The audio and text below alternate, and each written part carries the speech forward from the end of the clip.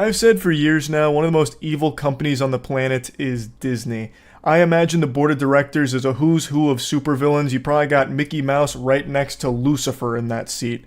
It is always shocking to see just how low they'll stoop for the sake of a couple extra doubloons. They're like a real-world Umbrella Corp, but instead of manufacturing the T virus that turns people into zombies, they manufacture the D virus that turns people into Disney Defenders, where they'll always fight their PR battles for them and constantly empty their piggy bank for anything Disney slaps its fucking logo on. It's sickening, even when they are completely in the wrong.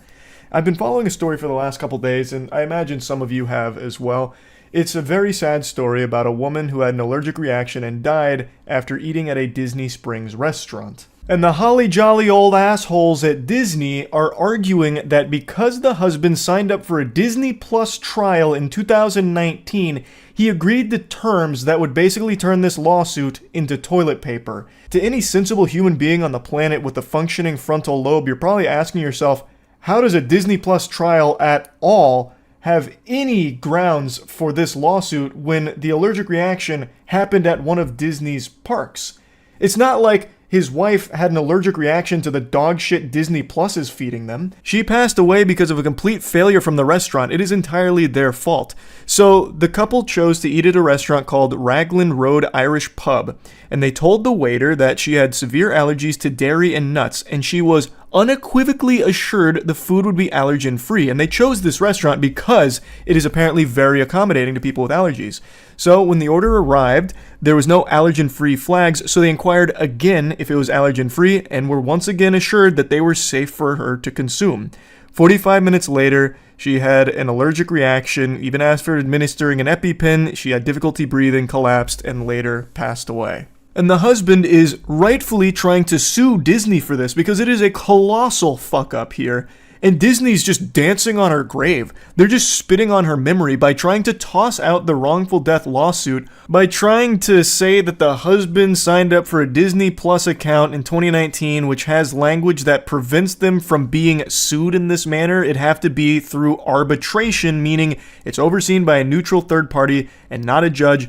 And also, he had apparently agreed to similar terms when purchasing a park ticket online in September 2023. So this opened up a massive can of worms here about all of the sneaky, scummy shit companies sneak into their terms when you sign up for services or if you purchase things online. You know that shit that every human being on the planet skips through with agreeing to terms and conditions?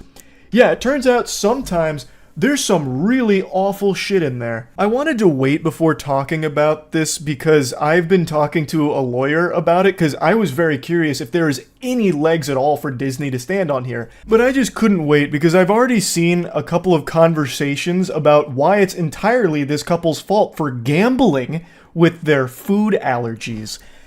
The state of the world is so fucking saddening.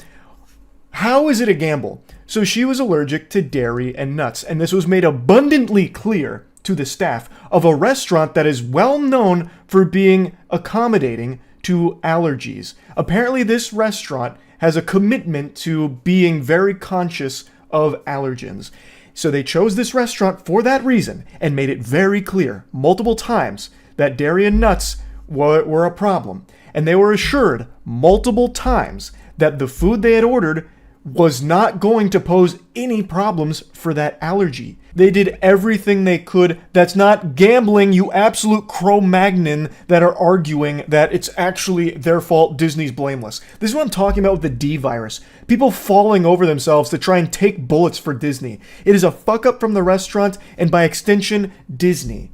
I know they have more money than God, but even still, this is such an outrageous claim to be making because signing up for a Disney Plus trial should have no effect on what happens at a Disney park. That's not related at all. It shouldn't extend to that. Just imagine if that was normal. Let's say you're on a Boeing flight and all the screws on the flight all of a sudden just spontaneously pop off like a water balloon exploding, and all of a sudden your plane just disassembles itself in the air and you die. Everyone dies on board because the Boeing flight malfunctions, as Boeing flights are known to do these days. Well, what if Boeing said, that's a real shame about that, but, we can't be held liable for this because every single one of them, when purchasing their tickets online, agreed that no matter what happens, it's going to have to go to arbitration, so sorry about that, but really condolences. I am super confident that wouldn't work. You can't just have this blanket statement of, whatever happens, not our fault, and you agreed to it. See, you said right here, doesn't matter, you're fucked. Like, that can't work. And from what I've heard from a couple of lawyers that have talked about it online, as well as a couple conversations I've had, this doesn't really protect Disney, but this has become so common in contracts as a way of trying to weasel big corporations out of liability. But it's still scary because it does give them some leverage to fight on. It gives them an angle, and with the amount of money they can pour into defending themselves, it's going to make it very hard for normal people to fight back, even when Disney is 100% responsible for the tragedy that occurred. But at least Disney's very apologetic here. We're deeply saddened by the family's loss and understand their grief. Given that this restaurant is neither owned nor operated by Disney, we are merely defending ourselves against the plaintiff's attorney's attempt to include us in their lawsuit against the restaurant. They're fundamentally going, oh, we don't know those guys. They just use our land. We're kind of just like a landlord. We are not associated with those scoundrels over there at all. No, not us. Nope. You're coming after the wrong guy, bub. Go after them.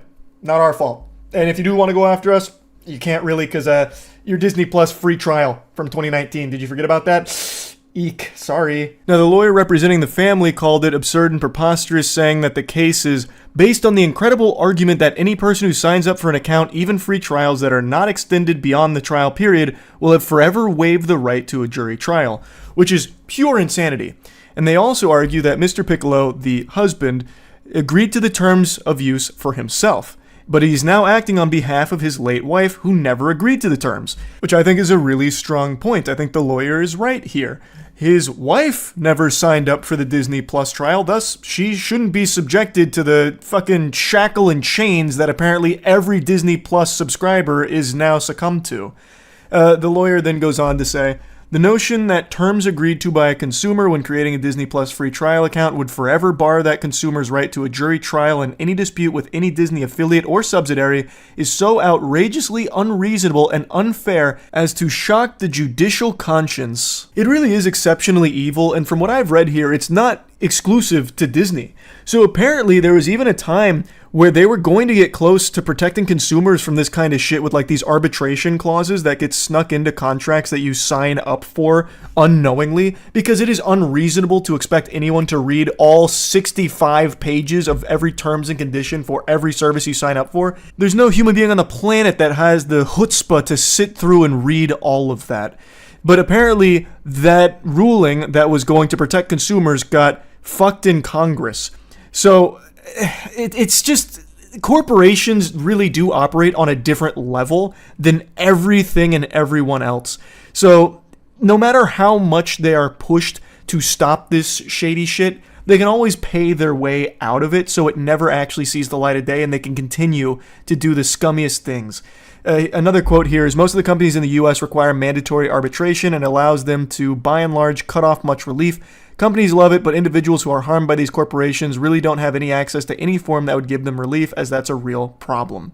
It just limits consumers' options. It protects companies by fucking consumers in the face. The Supreme Court's view is, if you don't like it, don't sign it. Which is a super easy position to have for all the troglodytes in Supreme Court, because they're so ancient and archaic that these geriatric fossils don't sign up for anything or any service because they don't even know what a goddamn computer is. They're still learning about that mystical, magical thing called the cyberspace and the internet. So they don't even know what the fuck this is. All they need to know is what the corporations tell them they need to know. But every normal person in the world all has different services that they have to sign up for. I'm not talking about just like entertainment services. Like, no one needs to have like a Netflix account or anything, or Epic Games account or something.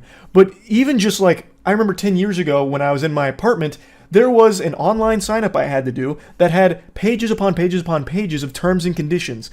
And I didn't read through all of them. I feel like most people don't read through all of them. Banking online, all types of services that are literally required for most normal people all have tons and tons of terms and conditions, and they are probably sneaking in some truly heinous shit.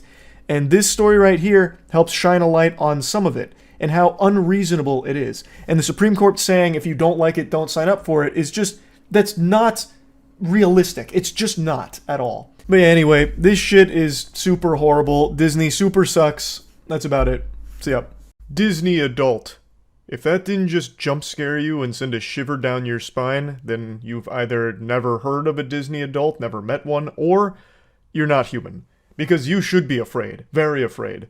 Now, of course, not all Disney adults are built the same. There's different levels of it. I'm talking about the most extreme level of completely obsessed to the point where it becomes their entire life and identity. Obviously, there's nothing wrong with being a fan of Disney products as an adult. I like a lot of Disney things. But there's a big difference between greaseball, goofball, goblin man Charles and a Disney adult that's willing to uproot their entire life just to be closer to the theme parks in order to go every single day. You may think that this is some kind of crazy exaggeration that doesn't happen, but it does. More often than you think. There are a large number of seemingly totally normal people that for some reason have been completely brainwashed and perpetually spend a large chunk of their paycheck consuming Disney products or just going to Disney properties way more often than any reasonable person should. It's so weird. And Disney knows this, which is why they've now recently announced that they're building their own community, their own neighborhood, basically, for Disney adults to go live together and be part of the Disney family forever. Even just the marketing material give me the heebie-jeebies saying that this is going to be the best chapter of your life, like forever. I don't know, that's eerie sounding. Visiting a Disney neighborhood sounds worse than visiting hell. At least the demons and devils in hell aren't pretending to be something they're not. Because Disney is an evil corporation. I don't care how you spin it, no matter how big of a fan you are of Disney properties. Disney as a corporation is one of the greediest, shadiest, and just downright deplorable companies there is in the world. For a company that's supposed to be all about magic and being the happiest place on earth, the only time Disney seems to be at its happiest is when they're magically face-fucking you with their insatiable gluttony to shake you down for all of your lunch money and keep you perpetually suckling on their teat, consuming only their milk. It is a scary company. I'm not here to really get into the weeds of all of the awful things Disney has done since its inception, but I do want to get into the weeds of the neighborhood here because I find this to just be like a dystopian idea where corporations like Disney are going to start building their own communities. In my opinion, it's just an alarming idea. But anyway, the first one from Disney here is being pitched as story living, and there's no information on pricing that I can find at the moment, but since it's Disney, you can bet your sweet bippy it's going to be overpriced. You'll be paying 7 figures for a 1-bed, 1-bath, 400 square foot crack shack without a driveway, because in the Disney neighborhood, you use magic to get around or some shit. Like, you're gonna overpay for your property in the Disney neighborhood, I imagine. But one thing that really stands out to me is in the pitch here, they have this legendary service notice where it says, at Cotino Community, which is the first part of Story Living, cast members will strive to deliver the same friendly Disney service you've come to expect. This was super odd to me. What do you mean cast members? It's a neighborhood, right? I've lived in neighborhood communities my entire life, and I've never seen NPCs wandering around checking in on me, making sure I'm abiding by rules and regulations, asking me questions. This sounds more like spies. And the whole idea of this neighborhood is actually bigger than I thought it was. It's not just a residential community. This is basically a place that they're building for people to go to die. In addition to having housing from Disney, the community is seemingly isolated from the rest of the world, just locked into this one fucking dimension over here, like where Squidward went to be all alone, but this time it's only for the most obsessed Disney fans. So you would have property in the community, and the community itself also has stores and restaurants and like activities and events all held within that neighborhood, as well as like a beach that you have to pay for access to as well, even as a community member. So it really feels like this is where people would go and then not leave. That's the design of it, because why would they? Everything they need is there, and it's all Disney approved, and you love Disney, so why not just go spend your entire life here and make sure you empty out your piggy bank the entire way before you shed the mortal coil? They have like a proposed 55 and older only community as well. So to me, it really just seems like they're trying to build the one-stop shop for Disney adults to go to die. Like, spend the rest of their life, spend all of their money on Disney and Disney only, so that way it doesn't go elsewhere, so that way they can have it all. And it's just so weird. I think it's such a fucking weird idea. So I went over it a little more on stream last night. I'll show you a couple clips of that before hopping back in for a bit more analysis. Have you heard about the city Disney is building called Story Living? Talking about the Disney neighborhood? That's got to be the worst place on earth. This place would be absolutely miserable to live. Imagine being in a Disney-only community. Have their own police force. The HOA would go crazy. Smiles mandatory. If not, you get executed in the town square. I wonder if you're allowed to have Netflix there. Oh, no chance. That'd be a crime punishable by death in Disney Story Living or whatever. The housing's too expensive. No one's going to buy these. You don't know Disney adults. Disney adults will actually trample each other just for the chance of living in a Disney neighborhood. Touched the hearts and minds of people around the world for nearly 100 years. Okay, and stop sucking your own dick. Just show me the neighborhood. By our world-class Disney cast. As Imagineers, story is at the heart of everything. I still think it's we so do, cute they and call we love themselves bringing authentic Imagineers. places to life, to immerse you in the. This exciting new venture will enhance, extend, and strengthen the Disney brand by allowing us to bring the magic of Disney to places you may never have expected. Surveillance. We enhance the Disney brand by spying on you. We own you. You live in our neighborhoods and you are literally our property. Community is something truly special. We're exploring Nightmarish a variety of is the word I'd locations use. in the U.S. for our Story Living by Disney here in the community of Rancho Mirage. Just Is this like outside of Palm Springs, WandaVision? California. Kind of. And I'm excited to But announce worse. that our first Story Living by Disney community will be located and experienced home builders at each site who contribute their talents and expertise to each community. But yeah, that's the gist of it. It's not really like Celebration. This is legitimately a Disney neighborhood. And I imagine those houses are going to come pre-built with some kind of surveillance or data harvesting program. Charles, I noticed at approximately 8:45 p.m. this evening you weren't smiling. Is something the matter? Do we need to have you re-educated? Be happy or else. It's not even so much about be happy. It's more consume forever. Consume or else. Do we need to send the Imagine police to have a talk with you? Oh, the police won't be imaginary. Those aren't Imagineers in uniform, I'll tell you what. Disney's absolutely going to have like a paramilitary force. They are going to lock this shit down. You can get in, but not out. No, you can get out too the second you can't afford to live there anymore. Or if you make the mistake of trying to download a competing streaming service. Contraband at the Disney neighborhoods is going to be like smuggling in a DVD of like Boss Baby or something. An animation that's not Disney. Disney wants to own human souls themselves. At least the Disney adults will all be in one place so we can avoid them. I mean, yeah, it'd be kind of like a quarantine zone for like the most brainwashed Disney adults, I suppose. And actually, I do wonder if they'd even be allowed access to the rest of the internet. I really imagine this Disney neighborhood being complete lock and key. Like, your days are designed for you. You're restricted access to a bunch of different things. Yeah, it'd probably just be like an intranet for the neighborhood. Because, I mean, if they give you unrestricted access to the internet, you could be leaving a negative review about the housing situation. You could be saying less than favorable things, and they can't have that. You should go there when built. Man, fuck that. That'd be going to like a Scientology church. That's scary. Let's go ahead and play around a little bit here, because I don't exactly know how this neighborhood's going to go, but knowing Disney, I think this could end up being like one of the most outrageously strict places on the planet. I really feel there's a non-zero chance that they will outright forbid anything that's not Disney or Disney adjacent. Like, they won't have direct competition. I wouldn't be surprised if you can't even Amazon Prime packages into your Disney neighborhood house. Like, they probably would just turn them away at the door or something. You can only order through Disney pre-approved services.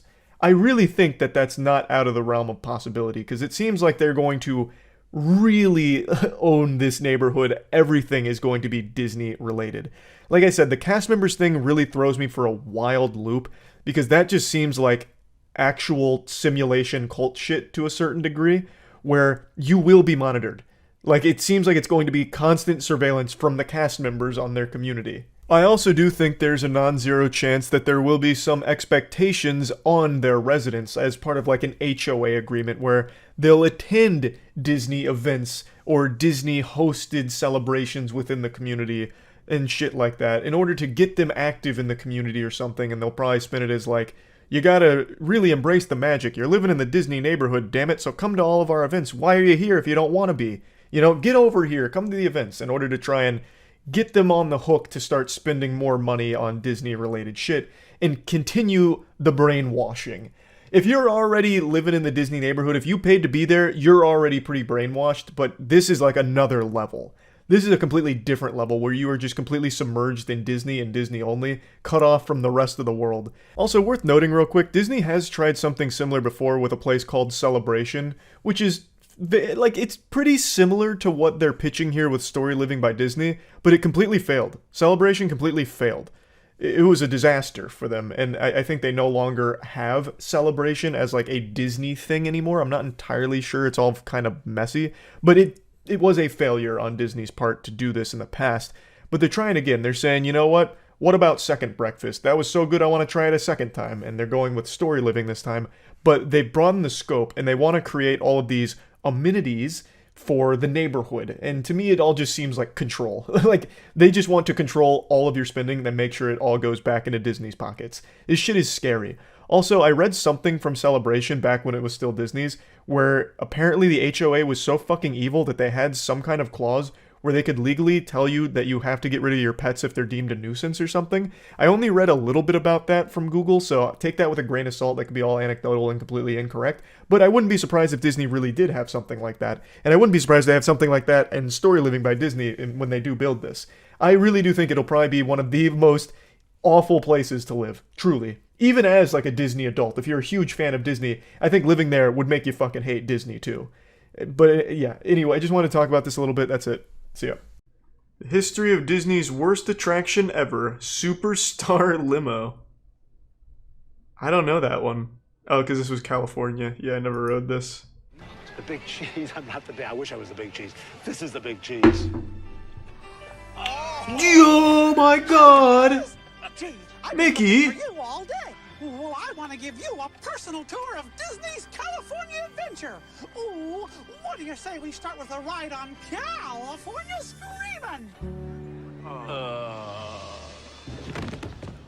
So, Mickey? Yeah, this looks like shit. You know, Mickey, I think this is the beginning. Sounds of a good, beautiful monkey. theme park. You betcha. It wasn't. And now the story of a company in panic, and the one CEO who just couldn't seem to catch a break.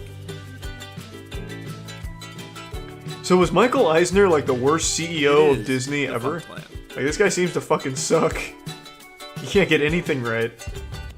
2 years later in 1984, it was Take it becoming easy, Queen. increasingly clear that despite Epcot's Thanks to the recent success, 8-track. Disney as a company was not doing well. A string of box office failures from their studio and big budget projects for the parks had brought Disney to the lowest point in the company's history. The fuck is and Splash? many feared a takeover. In a bold move by the company, Oh, then wait. CEO and President Ron Mil- then by the company. Hold on. Is this the, Yeah, hey, wait, I know Splash. When I was a kid, there's a scene in Splash where the mermaid has her titties out, and you can see side boob. I used to pause that scene occasionally. It wasn't my go-to movie, but I used to watch that occasionally to look at titties when I was a young man. Let me I'll just type it in. Splash titty scene, maybe? Splash titty? Nope. That, whoa, wow. I don't know what I was thinking with that. I don't know if I can find the scene, but yeah, it's a classic. If you've seen the movie, you know what I'm talking about.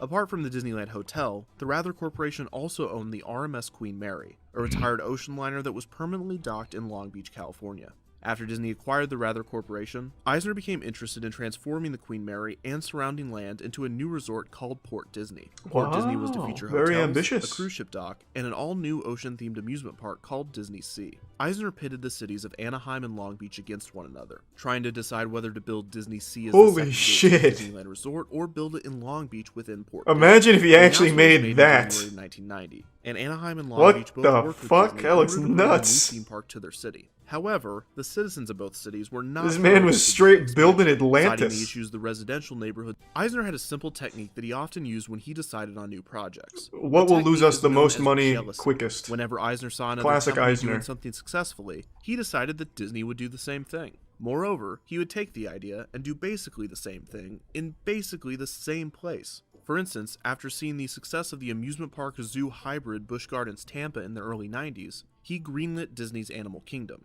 The park was just over an hour from Busch Gardens. After seeing the success of the Church Street Station nightclubs in Orlando, Florida, Eisner greenlit his own nightclubs in So Pleasure this guy was Island just at the Disney plagiarized. Place. Pleasure Island was And about still half an hour couldn't from do it Church Street right. Station. So when Westcott was canceled and Disney returned to the Fucking drawing board, Eisner. it wouldn't be long until, since the Disneyland resort at the time provided such His a whole short career was visit just to copying vacationers, homework many of the guests badly. would go explore the other. This concept would develop into the plans for California Adventure, a California-themed theme park to be located in the already California-themed California. Concept art for the park was released in. Who cares about 1996, a year California after that Westcott much? was canceled. Do you want to Release date experience of California? Just go Adventure would outside feature in everything California. from soaring above you. In the Hollywood section of the park, there was to be a Who needs a recreation of fucking the tribute to the California? observation What deck the and fuck? former restaurant at the Los Angeles International Airport, which was being renovated by Walt Disney Imagineering around the time that California Adventure was in development. This was to be the show building to one of California Adventure's Oh my god, this word is losing meaning. I've heard it so many Superstar fucking Limo, times. a high-speed dark ride that would Eisner take proposed the guests on a wild California, paparazzi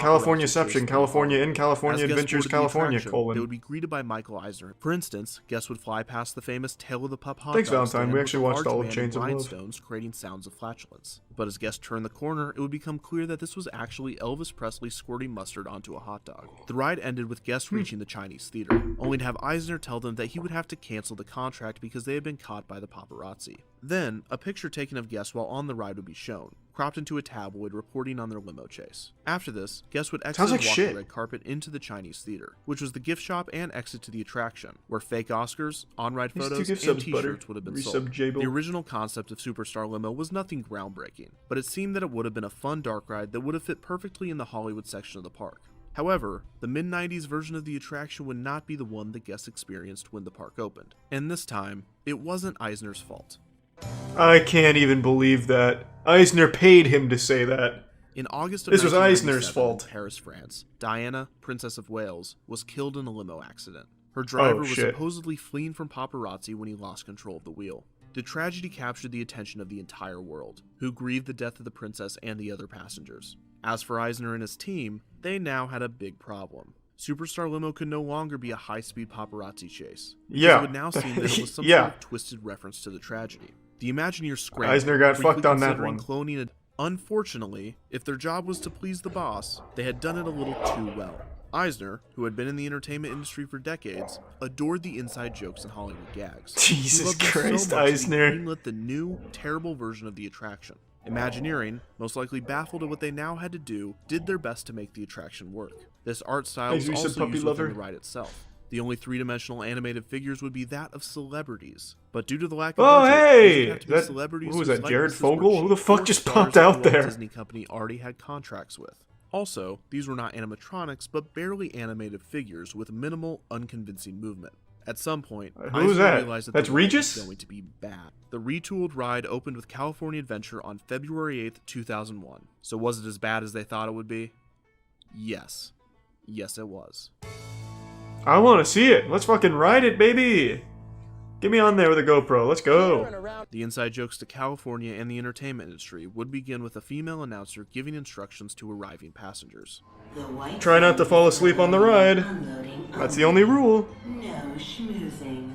Oh, hey, that was the only rule. Guests Fuck would yeah. encounter Good television guess. screens I'm a and genius. an entertainment news report. After guests winded their way through the queue, they would approach the ground transportation section of the airport and board their limo. A sparkly, purple, cartoonish limo. Hey, that The looks cast pretty member cool if you guides ask them to me. their cars and tells them to enjoy their premiere. As a Guests solid are then whip. sent on their way into their This is soon-to-be fucking resort. drifting around An corners. announcer tells them to keep their hands, feet, and egos in the limo at all times. Ha! The limo enters a dark tunnel. Hey, don't be and mean to the guest ride. engine What the appears fuck? on It's not screen their attached fault. They the didn't want to ride's do it. vehicle. The next show scene is the Pretty Sunset cool. Strip. Here, guests get to see Tim Allen and Jackie Chan. Tim After this, guests Allen! enter a second tunnel And are Jackie reminded by Chan, their agents yeah! to be late. Guests are shown an on-ride photo of themselves before entering the final tunnel, where their agent tells them that they are a superstar. And I see that was Sub-Zell Superstar Limo. and Hookins. I don't know why he called it the worst attraction ever. That shit looked fucking awesome. Here we go. Now this is not a scary fast ride, right? No. This is just like a You don't get it. You can't just experience it with a video. You have to be in there and feel the hydraulics and the adrenaline of like being in the car as it slowly drives through. It's not the same with just a video. This is a really easy ride to go on. Yeah? Okay. JCC in sync. Woo! Let's fucking get it. Hold your breath now. Whoa! Look at how much fun Drew's having.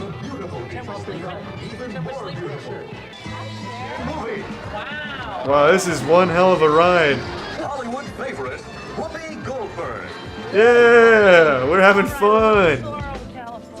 There might be no better way to Wow. illustrate the reaction the public had to the ride than the on-ride photos. It is no surprise that the ride was received negatively, with guests complaining Can't that they imagine waited why. a half hour to ride the cheap pop-up book. Superstar Limo was not the only issue. California Adventure as a whole was berated by the general public and critics alike. But overall, the lines were so short at times out here. I thought it was closed. The new management team constructed the Pixar-themed dark ride, Monsters, Inc. Mike and Sully to the rescue. The simple dark ride would take guests throughout the events of the first Monsters, Inc. film, and it was set to open on January 23rd. Looks like shit. Boo. Where's But Tim that Allen? is not Oh wait, the Tim end Allen of actually does Superstar voice in this, Limo's doesn't he? story. Oh no. The ride very much lives on. Tim Allen is in Monsters, Inc., isn't he? Since the Monsters, Inc. dark ride was a quick fix. No? for the Okay. ride, Alright. coming a year Boo. before Fuck the this. No major Tim expansion. Allen. And there was one more thing. Oh yeah. They Can't stripped the click Link C-list Sonic, but celebrity wouldn't watch figures and that dressed tonight them into anyway. various animatronics throughout the ride. Some of these zombatronics are more obvious than others, and the Drew Carey and Jackie Chan figures are especially easy to spot. But don't worry, Yeah! most, if not every, the story is a good reminder that even a company as big as Disney can still Aw, get true, themselves into Dan. financial difficulty, creative gridlock, and even some pretty wacky situations. That is On the pretty next, wacky. Defunct Land. Okay, one more Defunct Land. The failure of Disney's Chuck E. Cheese ripoff Club Disney.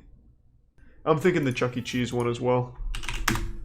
During all of this, Eisner himself would cash in stock options of nearly $600 million.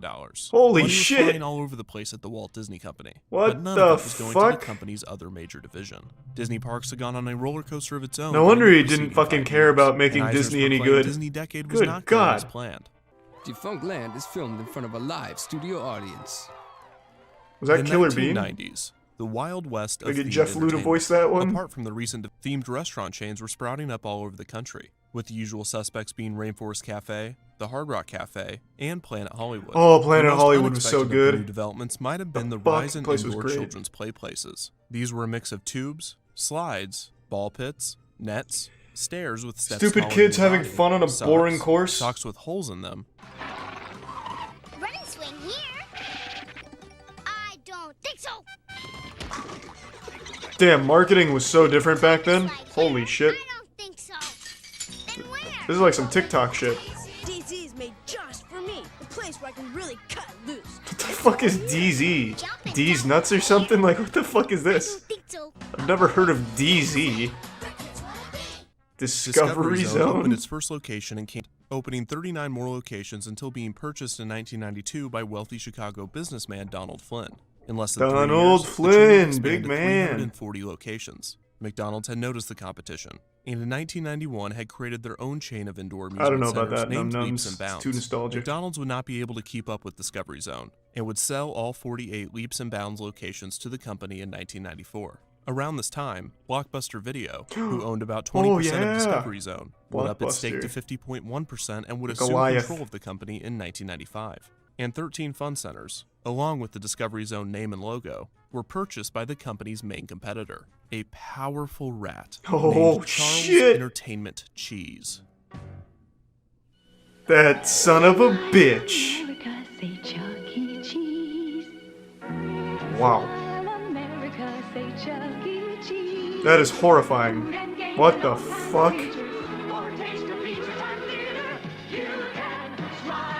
I cannot believe this place was successful. This is like actual horror movie shit. Like that rat is fucking methed out.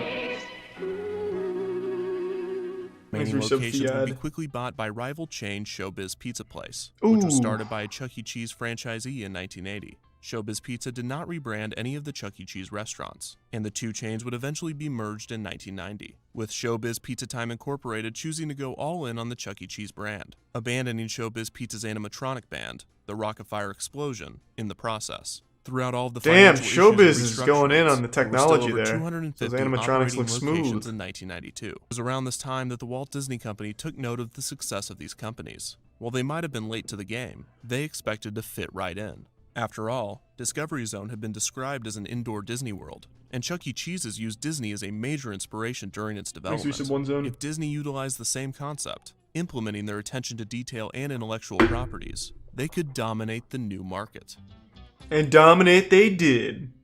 One day, Michael Eisner himself walked in looking to purchase some items for Disney. The fact that the CEO of one of the world's largest corporations was concerned with something as small as furniture was a true testament to Eisner's micromanagement. Levitt and Eisner apparently hit it off, and he was quickly named Director of Corporate Projects and Executive Assistant to Eisner. During his first tenure with Disney, he would also become an executive in charge of Just because he fucking gave him an over-the-pants hand job at a furniture store? Locations, What? including the Disney Village Marketplace and its Pleasure Island nightclub district. Levitt came up with the idea for an ESPN-themed restaurant to be placed on Pleasure Island. In 1993, How do you even convince the board of directors to accept that? A company that I was shopping for operated multiple furniture, and you gotta hardware meet this cafe guy, locations. Art Levitt. I mean, Just he 2 was such a years nice later, guy. He gave would me like a return to fucking Disney, fist bump and shit. equipped with new Yeah, I'm expertise gonna on put him in charge of our whole location-based themed company. entertainment, an area for children under 3 called the Pooh and You Corner, a storybook time, and a variety of arcade games. Cool name. At some locations, there was a Little Mermaid themed Alright, area I'm just gonna go play where in the kids Pooh and could, You. quote, some locations had a magician performing tricks as Merlin, and the cake for the parties was catered by the What? Cheesecake Factory.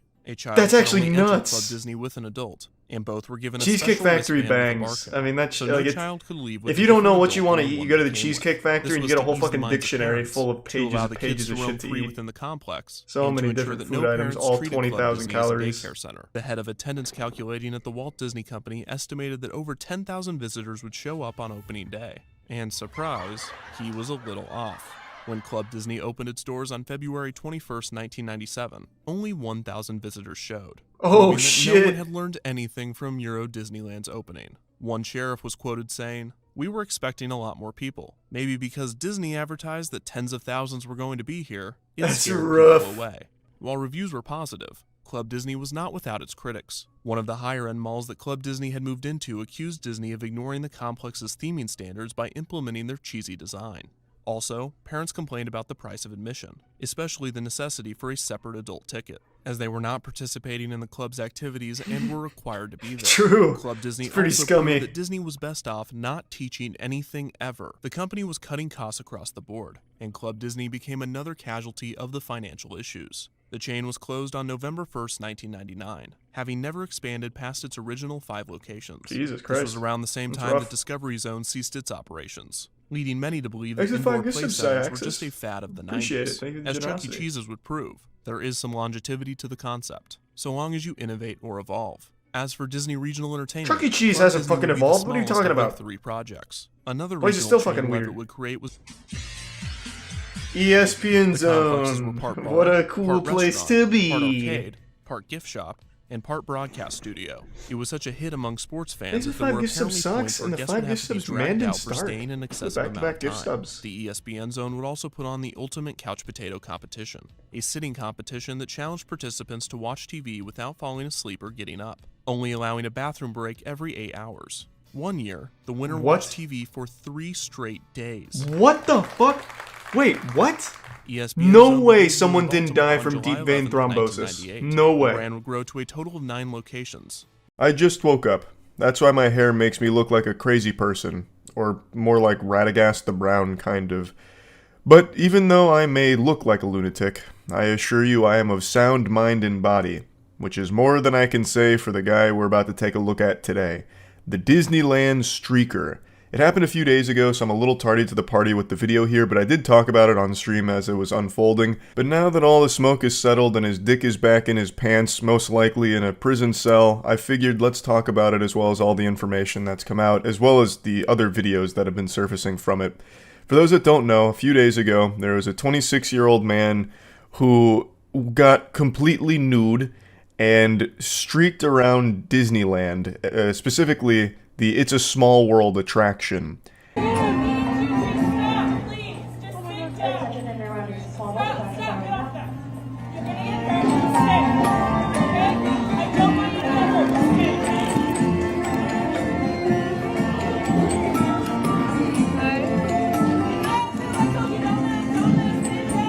Now, this is only Act 1 of his performance. He begins with his boxers on at least, but shortly after this, he does go whole hog out. Now, this is the It's a Small World attraction. They are trying to inform riders, you know, like, don't panic. We've got an unidentified object entering into the fray here. This isn't part of your regularly scheduled Disney program. And he is out of it. His soul has left the shell. I think it's pretty clear he's under the influence of something, and I don't think it's alcohol. Most people are pointing to this being some kind of PCP event, which I think it very well could be. Of course, I'm not an expert, but all that's pretty clear is he was really feeling some type of way in the It's a Small World ride.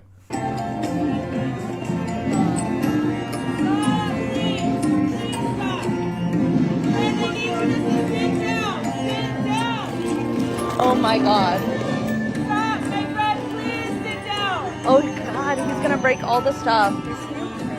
I don't think so.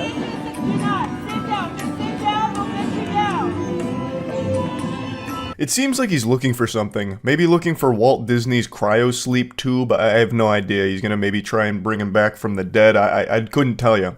But he's on an adventure here. He's kind of rampaging through It's a Small World. He's pushing around the animatronics, so people are saying like, oh, he's gonna break everything, which, you know, to his credit, he didn't. I half expected to watch this video and see him, like, ripping the fucking heads off of the things and going crazy with it, like, just start banging on it, like, beating the devil out of it. But he's just kind of wandering around on his own little journey through the cosmos in his mind. And then he starts crawling like Tommy Pickles. They should stop the music.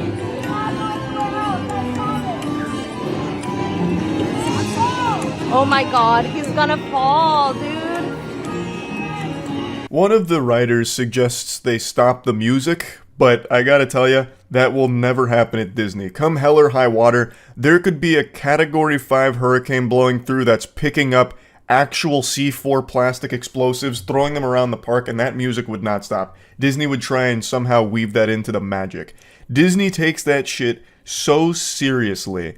I don't think there's any occasion where the music in that ride would stop. Even if the whole motherfucker was on fire, you would be going straight to Valhalla with It's a Small World playing, sending you off there.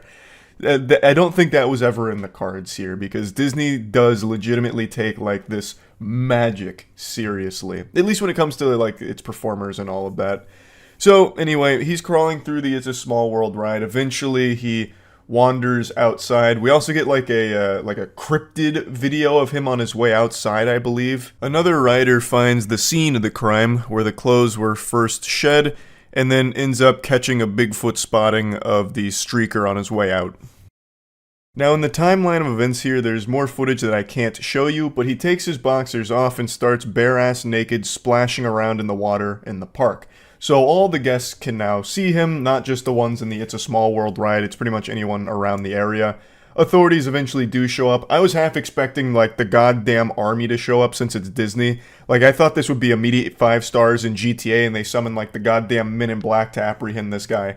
But it's just normal officers that show up, they handcuff him, and then they carry him out completely naked, walking by guests, and they have him like he's some kind of prized pig in like a contest. So they've just got him like hoisted up and they're carrying him out in front of all the guests. So there's a ton of footage of just the naked streaker being like paraded through the park, which is really shocking because in Disney World, where I live in Florida, apparently they have secret tunnels. So that way if there's like a crime or if someone needs to be escorted out, they do it through these secret tunnels so the guests are none the wiser. The guests don't ever get exposed to it.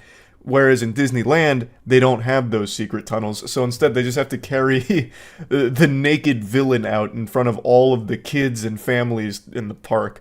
So I thought that was really interesting. I also didn't know about the secret tunnels until this, but that's also fucking fascinating that Disney has their own underground network to, like, push people through so that way no one ever sees them again. Like the fucking Paris catacombs is how I imagine it.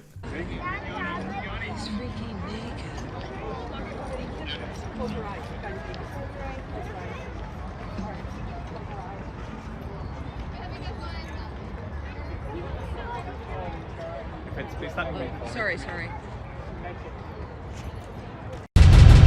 This is definitely not the fairy tale experience guests were expecting when they visited the park that day. I'm actually shocked that it went on as long as it did, to go from inside the ride in the boxers to then outside the ride completely naked.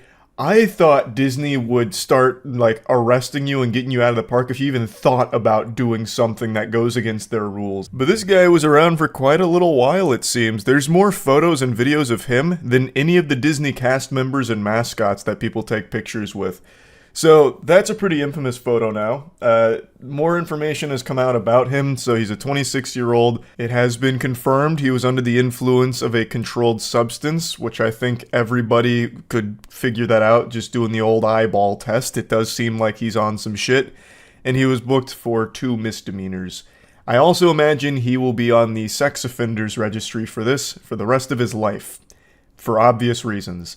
He went to a Disney theme park, which primarily has families that bring their kids, and he got naked and wandered around, splashed around. Clearly, he is going to end up on the sex offenders registry for that. They haven't disclosed which substance he was on, but I do think the working game theory that it was PCP is probably accurate, at least in...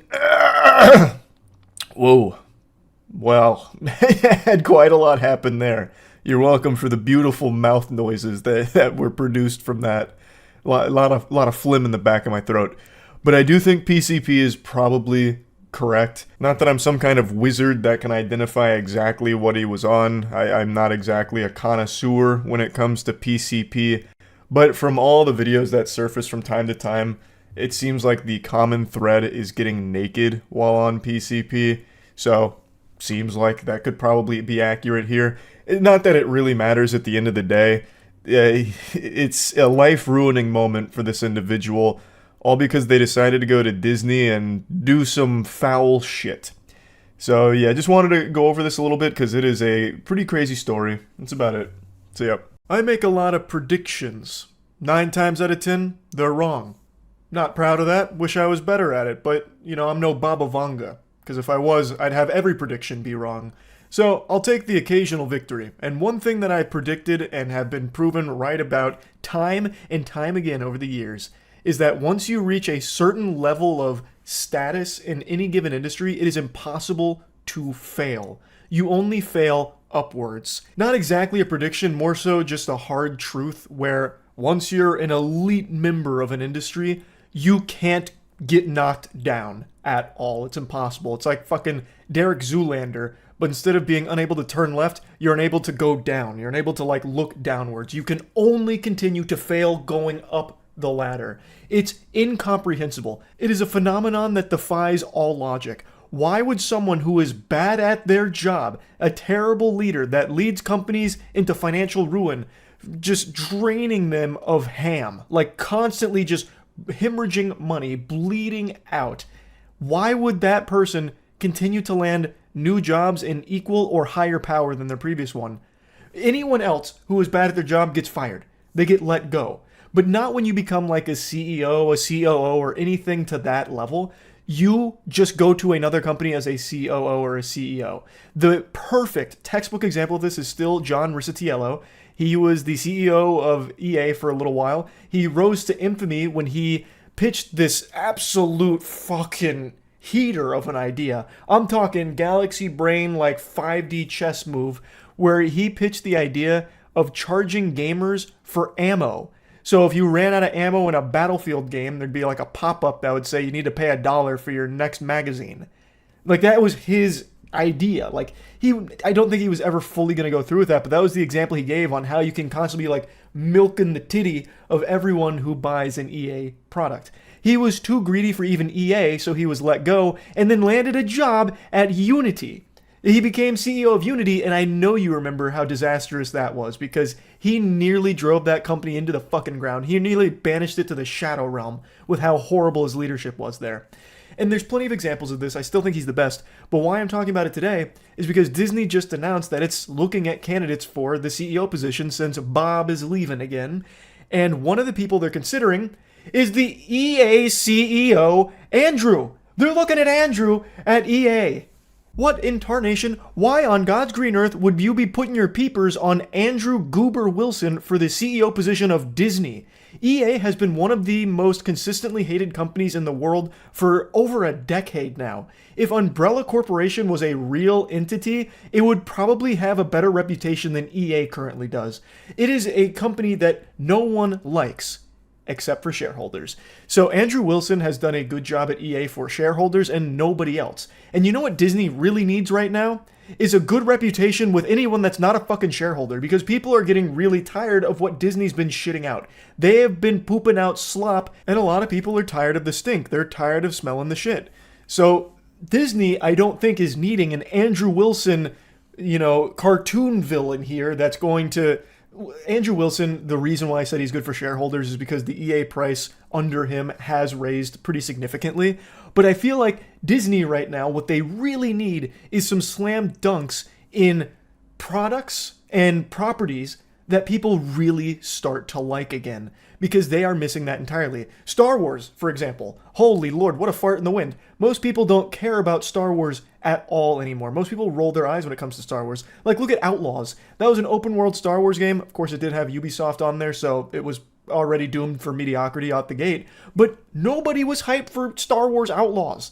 Like, there was a time when Star Wars was a guaranteed home run. Now, most of them are flopping. At least from what I can tell, like the Acolyte, that was what, $230 million budget, and it raked in, according to the most recent financial reports that I can find online, $46 million. So it lost like a total of $180 million. Like, come on, let's put on our thinking caps right now. It's not an issue of, oh my God, we need to start figuring out ways to nickel and dime the remaining customers we have.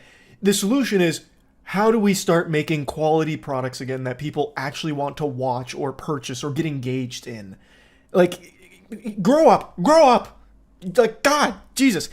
Andrew Wilson is not the solution to that problem. Andrew Wilson is not the one that people are going to be, like, excited for at the helm of Disney. People don't like him because people don't like EA. Now, to give credit where credit is due, I vaguely recall Andrew Wilson pushing back against some investor-led horrible ideas in a bad direction for some of the titles over the last decade or so. I'm foggy on the details, but I do remember reading about it a while back that he did actually make some decisions that I think it was something about like allowing the developers a little more creative freedom under the EA umbrella. Again, I don't remember all the details, but it's not like he's been nothing but mustache twirling evilness.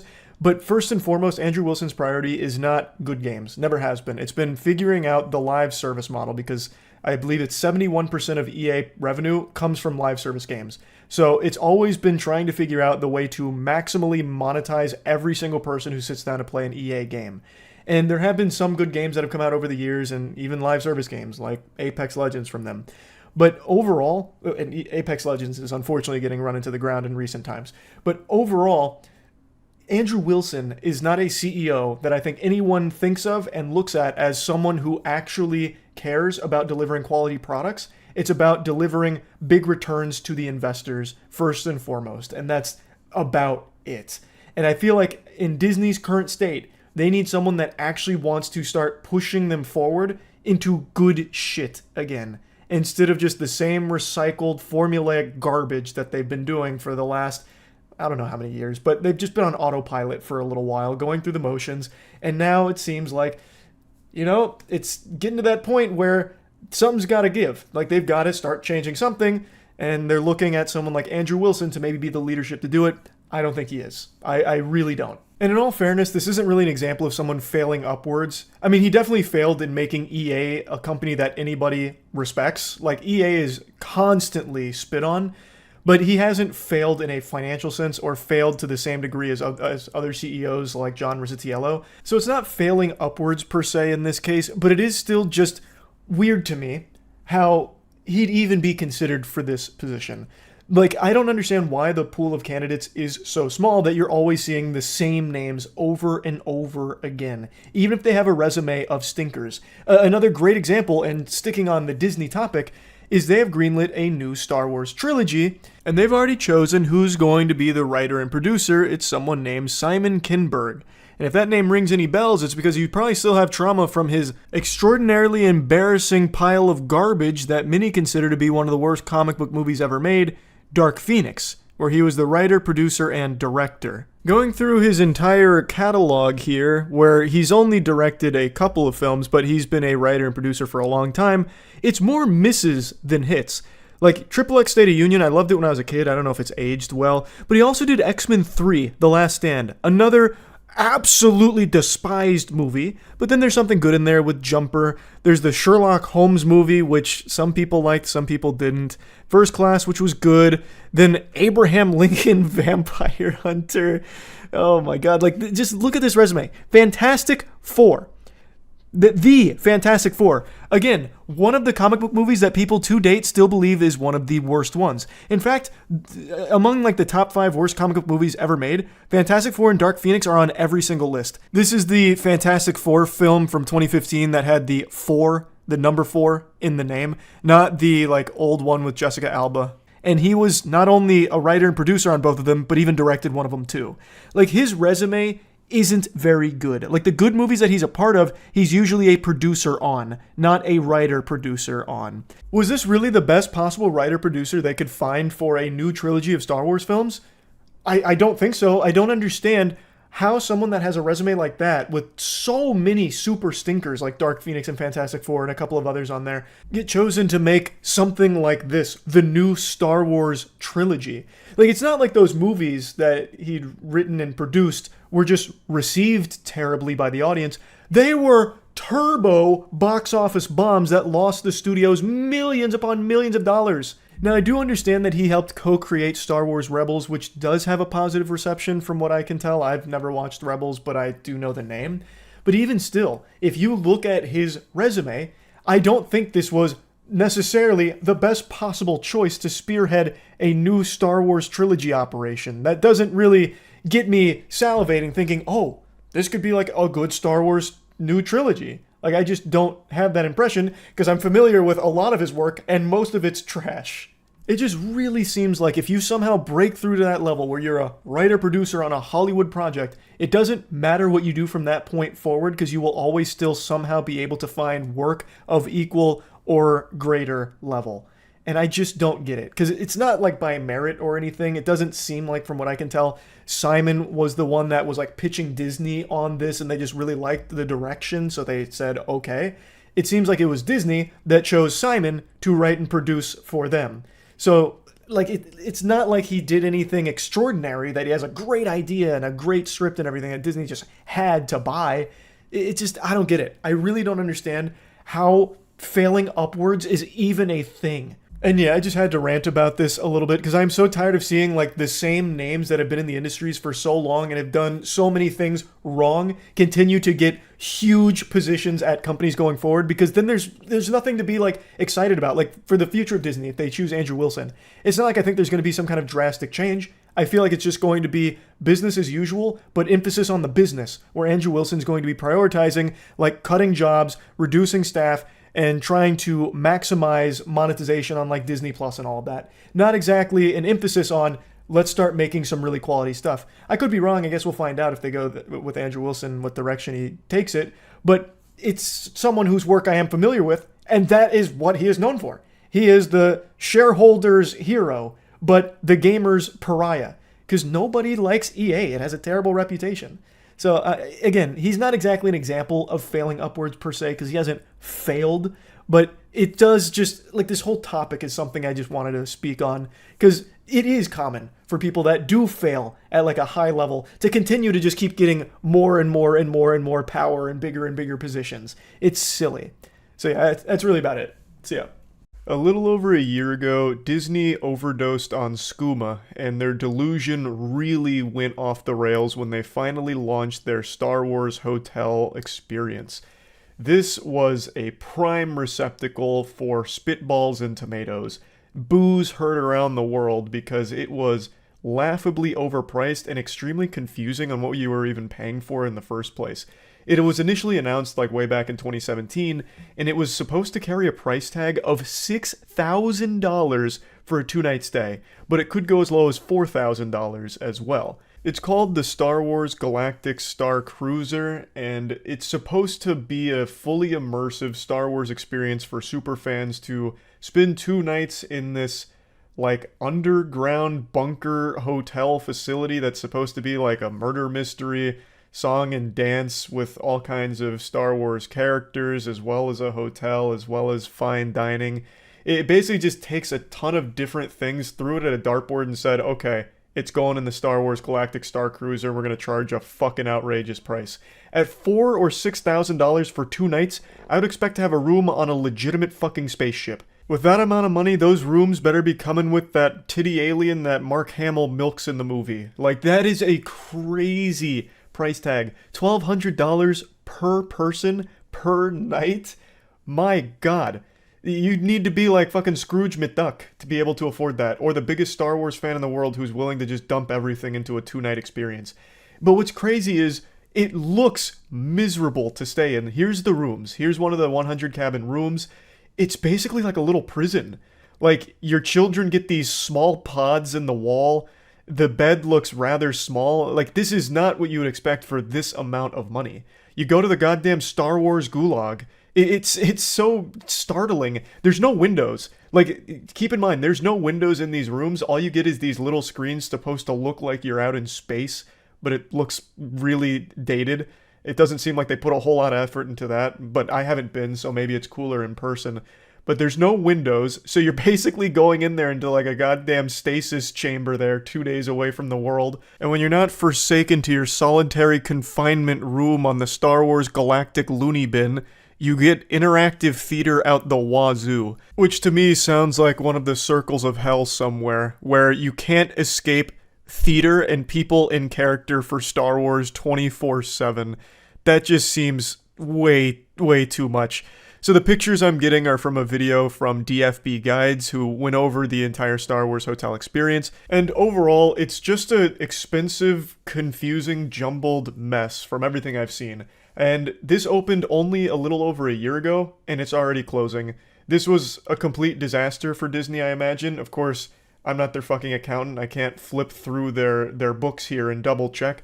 But I just can't imagine at that price point, as well as how awful their marketing had been for it, that it was financially successful for them. They're writing it off as like a business decision that they've decided to close it so shortly after launch, but that doesn't make any sense. That just sounds like a bad business decision if it was doing well. It's 100 cabins, clearly a very expensive endeavor, and they're already giving up after a year.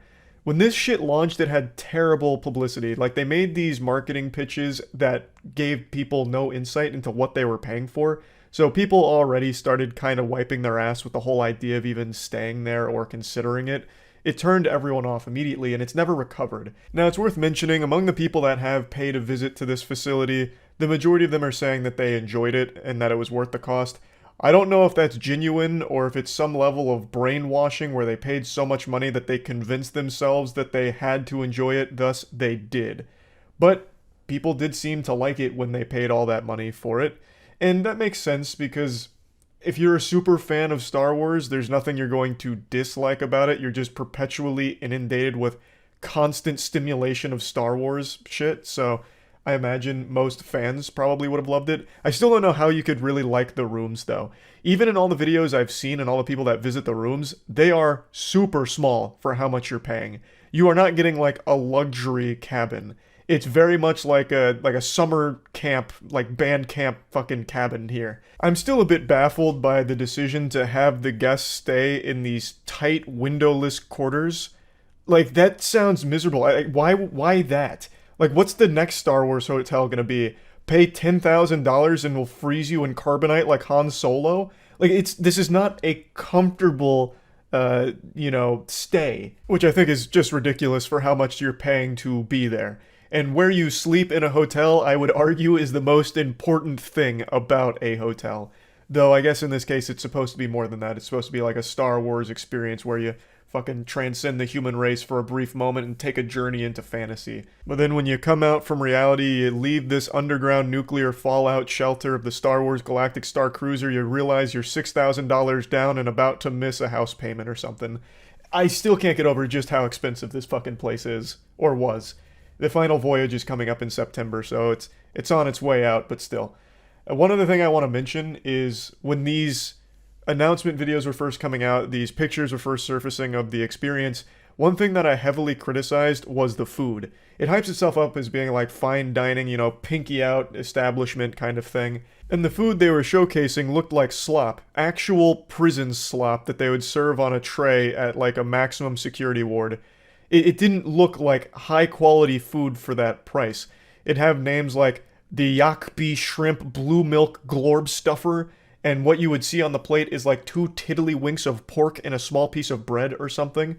But after going through and watching more of the videos over the last like 4 or 5 months, the food does look fine.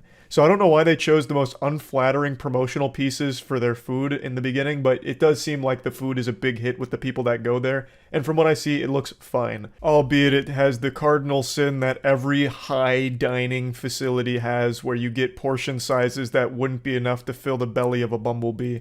So that's always, in my opinion, a bit of a scam to charge so much and receive so little, but that's just the trend in very expensive restaurants, unfortunately. I always think portion sizes are important, so if you're paying a lot of money, you should be able to fill your full belly. You should walk out of there feeling full, satisfied, and your gluttony, satiated. But anyway, the food does look fine, and that was something that I was very vocal about in the beginning, being lackluster. Some of you may remember I toyed around with the idea of getting the gang together and spending the 2 nights at that hotel. But we really sidelined that idea, fucking flushed that down the toilet because that is way too expensive. So I don't think we're ever going to do that. That's not worth the amount of money for the sake of like basically a joke or just to experience something awful. Like none of us are huge Star Wars fans. Like I like Star Wars, I couldn't stand the new trilogy, but overall I love the Star Wars universe, especially everything with the Old Republic. This has nothing to do with that, so this wouldn't even be in my favorite era of Star Wars. And none of my friends are big Star Wars fanatics either, so it's not like we'd get anything out of this other than like not having fun and trying to make a joke out of it, which is not worth fucking $6,000. So I don't think that's happening. I want to go ahead and clear that up. We're not going even before it closes. It's not worth it. Now, at the funeral for the Star Wars hotel, Disney's trying to put on a strong face, saying that this premium boutique experience gave us the opportunity to try new things on a smaller scale of 100 rooms, and as we prepare for its final voyage, we'll take what we've learned to create future experiences that can reach more of our guests and fans. I'm not on the Disney Superstar Board of Directors or anything, but I'll offer you some free consultation here. Lower the price. No one is paying $1,200 per person per night. That's a crazy ask. You could have saved yourself a huge headache if you just made this more accessible financially for most people. I think that's the way that you reach new guests and more fans, right? Like it seems like a pretty simple solution to the mathematical equation here. So I think it was just way too expensive. I have no doubt there's a lot of people that probably would have loved to go there and couldn't afford to. So they completely missed out on that entire market. Now, like I said, they are trying to treat it like a learning experience, and I have no doubt they fucking learned a lot from this. They invested a ton into the project, a lot of time and a lot of money, and they're kind of eating shit on it, it seems. So, yeah, that's really about it. See ya. I was going to wait a little while to talk about this because I have a sneaking suspicion this won't be the last desperate marketing attempt we'll see from this film. But I just can't resist the urge anymore. It's like trying to hold in a sneeze, just trying to fight my desire to make fun of what I just saw a couple days ago. To set the stage, Pixar has released a new film, and it's become the second worst opening in all of Pixar history. It's looking to be a bit of a flop here. And there's a very good chance that you haven't even heard of the new Pixar film. It's called Elemental. It really flew under the radar. The marketing budget had to be like 5 popsicle sticks and like word of mouth. I don't really know what they were thinking here or expecting because most people didn't even know this was on the horizon here. There was about as much hype for Elemental as there is going to the DMV. Most people didn't even know it was coming, and the ones that did just didn't really care to go see it, so it's not performing super well. And it appears that the higher-ups at Disney are starting to panic. So they're dusting off the oldest tricks in the marketing book here to try and convince people that the film is popular and worth going to a theater to see. Because a lot of people would probably choose to go to a fucking dentist's office as opposed to going to a theater to see Elemental right now. So they're trying everything. And that's when they came up with this absolute shining stinker of a viral marketing campaign idea. Save it for the wedding. Hey. Yo, yo, yo!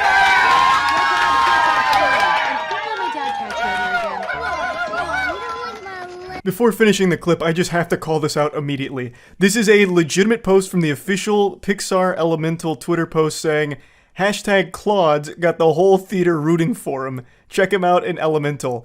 And this is like supposed to be one of those POV things in a theater where sometimes you'll see a viral video during a big moment in a movie where someone gets their phone out to film the audience reaction. Like, you know, here's how the audience responded to Tony Stark coming back from the dead, and the crowd's going crazy like, whoa, yeah, Tony's back, wee!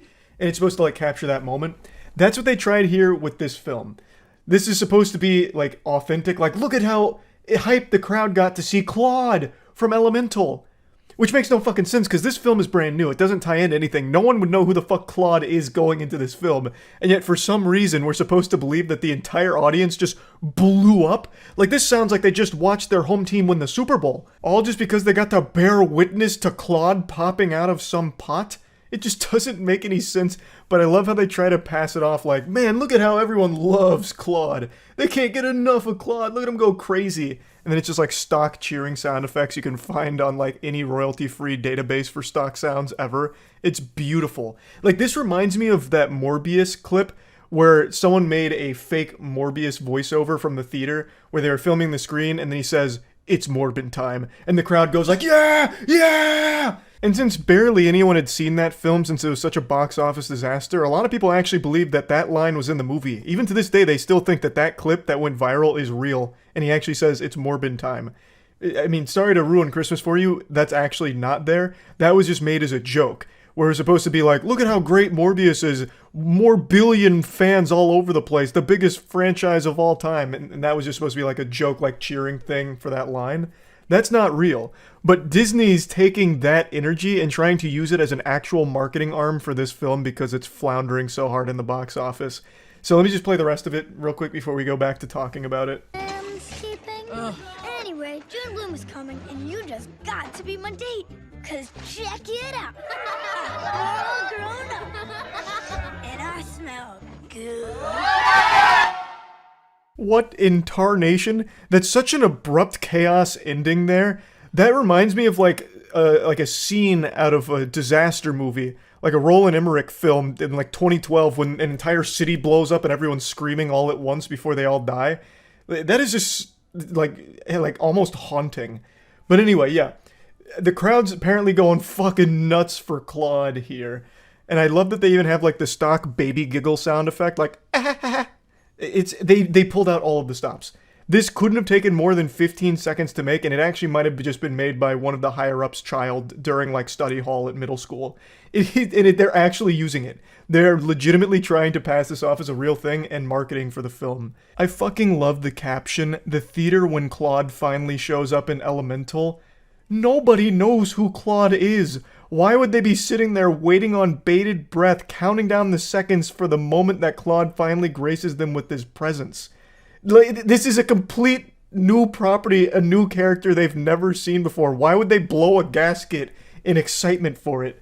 This isn't like a moment in a beloved franchise or like a cameo fan service moment, you know, like Across the Spider-Verse where people will point at the screen and be like, "Oh, holy shit! That's Spider-Man Turbo X5 from that 2008 obscure fanfic Tumblr moment. They listen to us!" Ah! Like, no one's doing that for Claude. It's not happening. I also can't help but just love that they even go a step further. Instead of just like pretending that people gave a fuck about Claude, they then go even further where they start making like sound effects as like the spectators during the film. The most annoying audience reactions ever, such as like, "Ooh," when he's like flirting with the main character here, I guess.